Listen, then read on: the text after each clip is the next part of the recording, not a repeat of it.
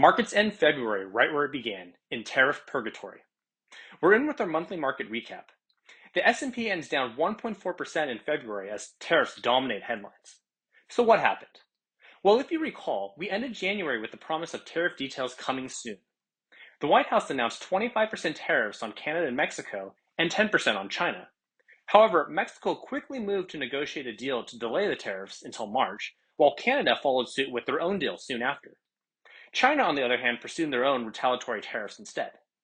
But it wasn't over yet. The next week, 25% tariffs on steel and aluminum were announced, as well as a promise for more reciprocal tariffs to be announced later. And then the following week, more tariffs with 25% on cars, semiconductors, and pharmaceuticals, and plans for 25% on the EU was in the works. So we wrapped up the month last week with the deadline up for Canada and Mexico and set to go into effect this week.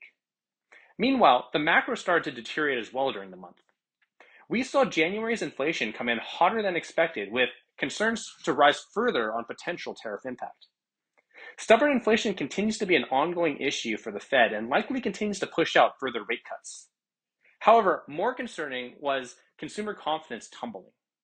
Consumer sentiment shocked markets with a 10% drop versus January. In particular, inflation expectations sharply ticked up. Then, consumer confidence added fuel to the fire with an even larger drop the next week.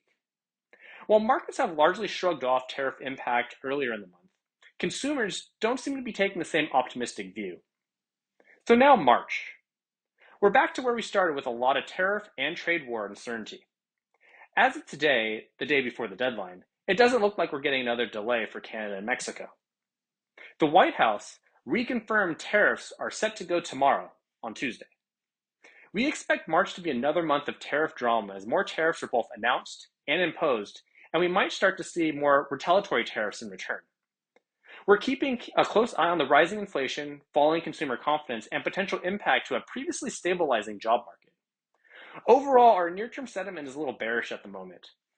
If the macro volatility continues from February, we think the economic soft landing will be in jeopardy. We'll need to see the macro environment stabilize to get more positive. I guess we'll see if March can calm down a bit.